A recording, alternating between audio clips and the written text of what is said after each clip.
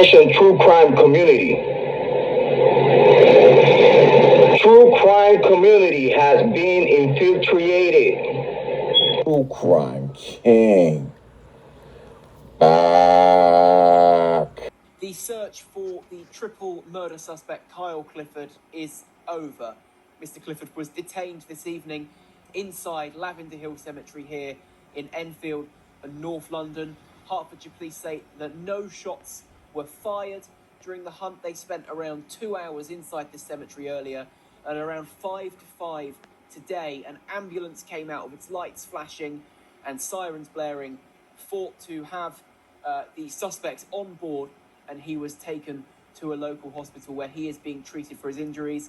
Footage taken from a news helicopter above the scene showed the man being stretchered to a land ambulance. His injuries thought to be severe, thought to be something along the lines of head trauma. In fact, in the footage, the actual area of his body was blurred. It comes after Carol Hunt, who is 61, the wife of the BBC racing commentator John Hunt, and their two daughters, Louise, who is 25, and Hannah, who was 28, were found dead inside their home in Bushey in Hertfordshire, around 45 minutes away from the scene of the hunt, where the hunt really zeroed in this afternoon.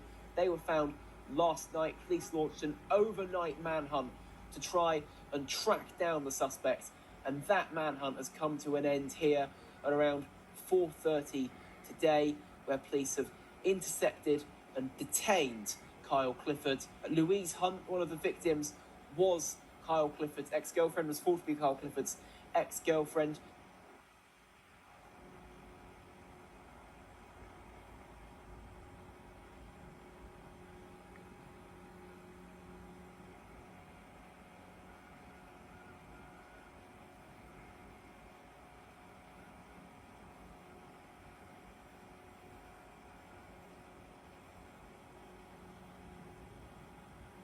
Police were called to a property in Ashland Close just before 7 p.m. last night. Officers attended alongside colleagues from the East of England Ambulance Service and, on arrival, found 3 women with serious injuries. Sadly, despite their best efforts, the women, who are believed to be related, died a short time later at the scene. The victims are aged 25, 28 and 61. The suspicion is that Clifford totally lost the plot and murdered these poor women after turning up at their house yesterday at some point. Neighbours in Ashland Close have told how a fleet of police cars and ambulances turned up there after the 999 call was apparently made by John Hunt. Locals were warned by officers to stay in their homes, and they are clearly shocked by what has happened in their quiet community. The family are all professionals, as well as John being a BBC correspondent. Both daughters run their own small businesses, one apparently selling cosmetics and the other grooming dogs. Police and paramedics tried in vain to save the 3 victims, but they were all pronounced dead at the scene. Police have not disclosed any potential motive for the murders, but such cases are invariably domestic in nature, with victims known to their attacker. The Sun has been informed that one of the daughters was in a relationship with Clifford up to the end of last year, and that he took it very badly when they broke up. Either way, the killer of these poor women must have had a serious grudge to do something so diabolical. What's up, guys? True Crime King back. Alright, so as you just heard, this freaking clown, Kyle Clifford, literally, because he was mad, the girl broke up with him last year, at the end of last year. He goes and he kills her, her sister, and her mother. Just imagine that father, right, walking in and finding his whole world, his wife and 2 beautiful daughters are dead, lying and tied up, and have been shot with a crossbow, right? And they weren't even dead when he got back. They died shortly after the paramedics got there. I mean, it's just so sick, so sick. And a lot of you know that I have been in London, so that's why I want to talk about this case. Like, you know, some other people that have lived in London their whole lives, like the Rant podcast, Harsh Reality, right? He doesn't even talk about it, cases in London. He still goes on about Coburger.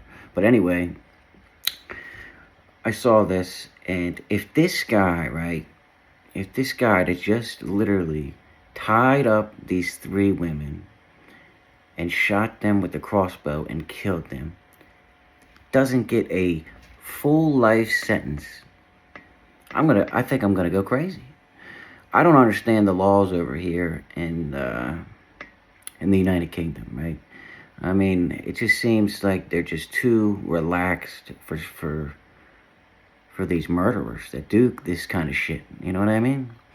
I don't know. But this is literally, this happened.